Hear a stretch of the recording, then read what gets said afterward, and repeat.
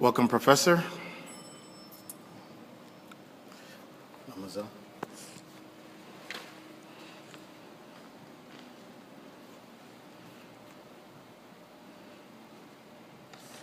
When most of us think about education, a school building pops up in our mind. We think about teachers, students, and long hallways and bells. That, my friend, is changing. And there is a new approach to education on the rise. According to the research and program innovation at stoughton.org, homeschooling is a growing trend, about 15 to 20% growth each year. Did you know that over 2 million children in the United States are homeschooled? This may be foreign concept to some of you, so let me elaborate. According to the Oxford Dictionary, homeschooling is a process of educating your children at home instead of sending them to school. Right? We, ladies and gentlemen, my family is a homeschooling family, and we've been doing this for 4 years.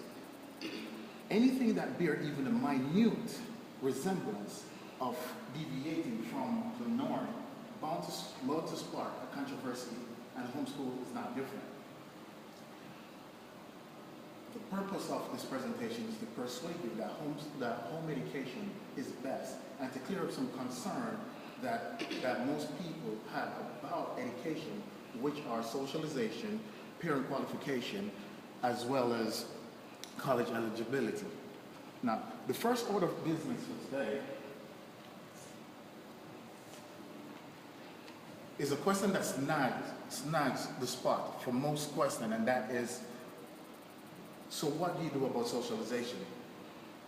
It is a usual belief that homeschooled children are spending time at home, sitting in a corner and talking to stuffed animals. I beg to differ. According to J. Michael Smith, president of Advocate for Homeschooling since 2003, in a 2000 article, homeschoolers are completely prepared for the real world and at home. They relate regularly with adults and follow their peers' example, right?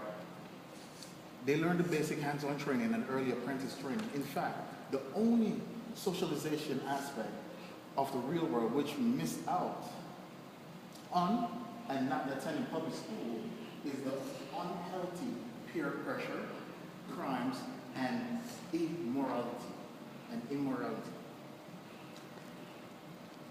It is imperative, it is imperative that I add that many homeschool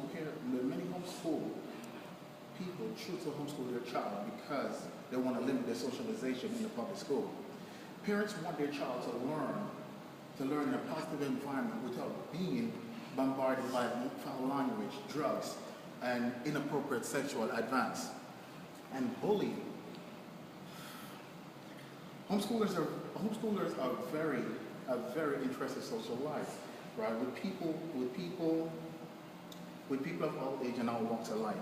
Unlike public school students, which spend 181 days in class in a confined room with students that are foolish parents.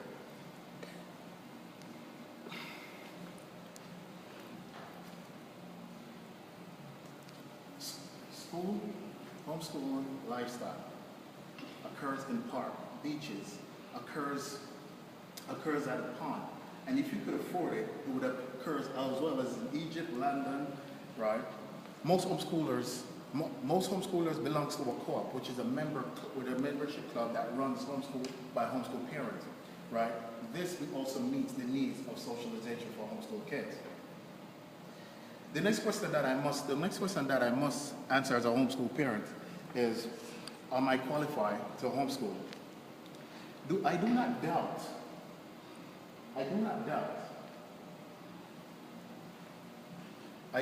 the qualification of our teachers, right? But I must point it out that their hands are bureaucratic, tied by bureaucratic red tape.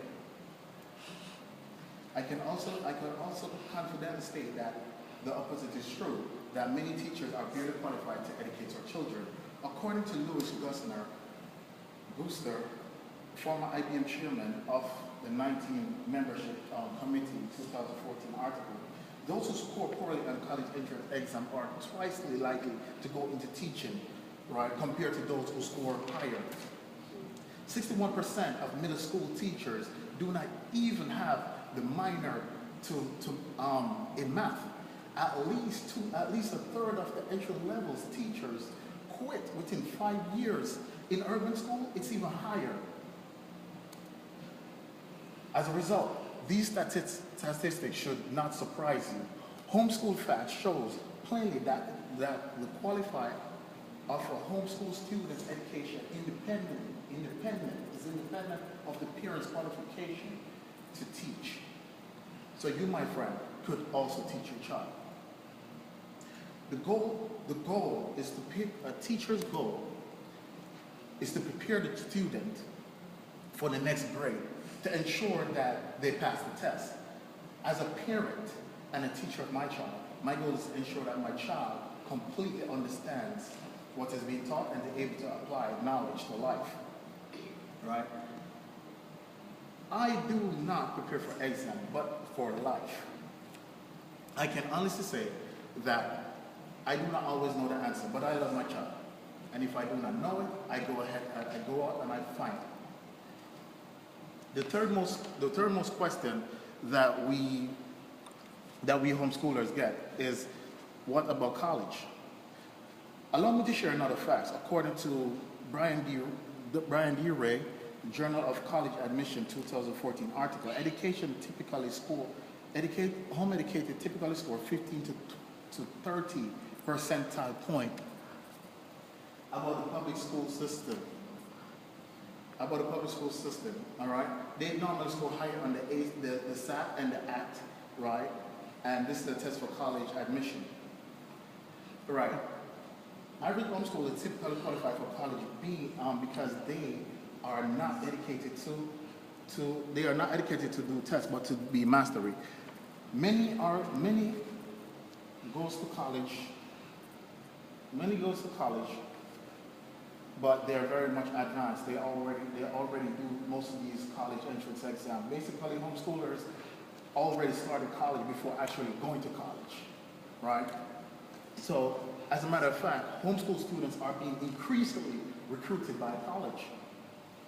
Anyway, in conclusion, in attempting to persuade you that homeschooling is best, do not ignore the benefit of homeschooling based upon popular myth and by popular myth about socialization, qualified parents, and college eligibility.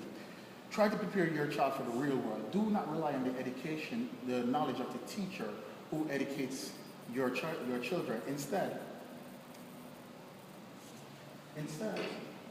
invest in your children's education. Do not allow the public school system to decide the fate of your children. I would end this speech with a quote from Beatrix Potter. Thank goodness that I was never sent to school. It would rob me of my originality. Thank you again, friends. Thank you for joining me.